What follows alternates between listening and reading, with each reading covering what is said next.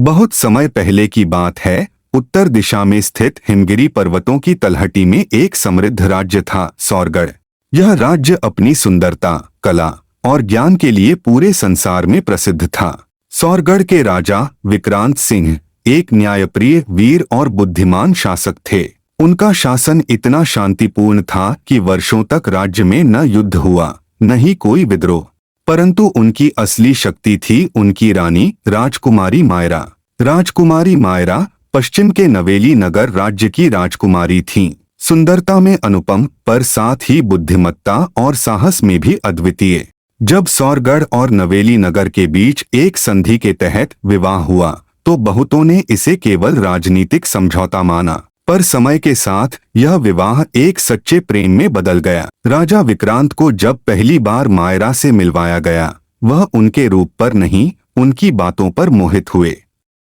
मायरा ने इतिहास, युद्ध नीति और साहित्य में गहरी रुचि दिखाई थी। विक्रांत को यह जानकर आश्चर्य हुआ कि मायरा ने युद्ध कौशल में भी प्रशिक्षण लिया है। यही गुण थे जो उन्हें बाकी राजकुमारियों से अलग बनाते थे। विवाह के बाद मायरा ने केवल रानी की भूमिका नहीं निभाई, बल्कि एक सहयोगी, एक सलाहकार और एक मार्गदर्शक के रूप में राज्य में अपनी विशेष पहचान बनाई। शांति के लंबे वर्षों के बाद एक दिन सौरगढ़ की सीमाओं पर संकट के बादल मंडराने लगे। दक्षिण का एक क्रूर राजा भीमदत्त अपने साम्राज्य का विस्तार करना चाहता था। उसके सैनिक सीमाओं पर घुसपैठ करने लगे। विक्रांत को यह समाचार मिला तो उन्होंने तुरंत सभा बुलाई। कुछ मंत्रियों ने कहा, हमें युद्ध से बचना चाहिए क्योंकि हमारी सेना कम है। लेकिन मायरा ने कहा, शांति तभी तक मूल्यवान है जब तक उसमें सम्मान हो। यदि कोई हमारे सम्मान को रौंदता है तो प्रतिकार करना धर्म है। राजा विक्रांत ने रानी की बात मानी और सीमाओं की रक्षा के लिए सेना भेजी। परंतु भीमदत्त की सेना विशाल थी और सौरगढ़ की सेना को पीछे हटना पड़ा। राजा चिंतित थे। मायरा ने उनसे कहा, यदि शत्रु बल में बड़ा है तो हमें बुद्धि से युद्ध जीतना होगा। मुझे अनुमति दें, मैं गुप्तचरों के साथ जाकर शत्रु की रणनीति समझूं। विक्रांत पहले तो चिंतित हुए, पर मायरा की दृढ़ता के आगे उन्होंने अनुमति दी। मायरा ने भेष बदलकर कई दिनों तक शत्रु के शिविरों का निरीक्षण किया। उसने जाना कि भीमदत्त की सेना में अनुशासन की कमी है और कई सेनापति उससे असंतुष्ट हैं। मायरा की वापसी पर एक योजना बनाई गई, शत्रु की सेनाओं में भ्रम और फूट डालने की। इस योजना में सफल होने के बाद सौरगढ़ की सेना ने अचानक आक्रमण किया और विजय प्राप्त की। इस विजय के बाद मायरा की लोकप्रियता चरम पर थी। लोग उन्हें केवल एक रानी नहीं, बल्कि राज्य की मां कहने लगे।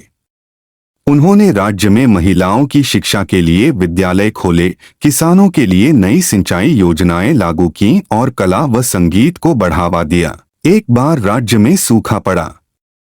राजा ने अपने खजाने से अनाज बंटवाने का आदेश दिया, पर मायरा ने उससे भी आगे जाकर स्वयं गांव-गांव जाकर सहायता पहुंचाई। उसकी उपस्थिति से लोगों को साहस और आशा मिली। राज्य में सुख और समृद्धि लौट आई थी, लेकिन प्रेम की परीक्षा अभी बाकी थी। एक दिन राजा विक्रांत गंभीर रूप से बीमार पड़ गए। वैद्यों ने हाथ खड़े कर दिए। मायरा ने उनका उपचार स्वयं करना शुरू किया, जड़ी बूटियों से लेकर ध्यान और मंत्र उपचार तक। रात रात भर वह राजा के सिरहाने बैठी रहती। आखिर 3 सप्ताह बाद विक्रांत को होश आया। उनकी आंखों में आंसू थे। उन्होंने मायरा का हाथ पकड़कर कहा, तुमने मेरे जीवन को बचाया नहीं, मुझे जीवन जीने का कारण दिया है।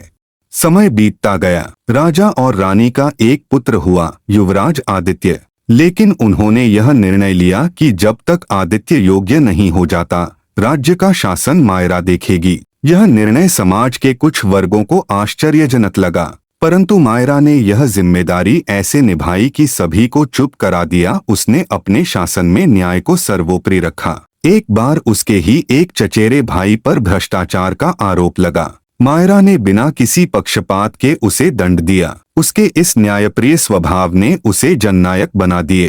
राजा विक्रांत और रानी मायरा की कहानी केवल प्रेम की नहीं, विश्वास, समानता, नेतृत्व और बलिदान की भी है। जब आदित्य युवा हुआ, उसने अपनी मां और पिता से राजनीति और न्याय की शिक्षा ली। उसने राज्य का उत्तराधिकार संभाला और सौरगढ़ को नई ऊंचाइयों पर पहुंचाया। वृद्धावस्था में विक्रांत और मायरा ने राज्य की सत्ता से दूर हो हिमगिरी की तलहटी में एक आश्रम में जीवन बिताने का निर्णय लिया। वहां वे विद्यार्थियों को ज्ञान देते, संगीत सिखाते और कृषि करते।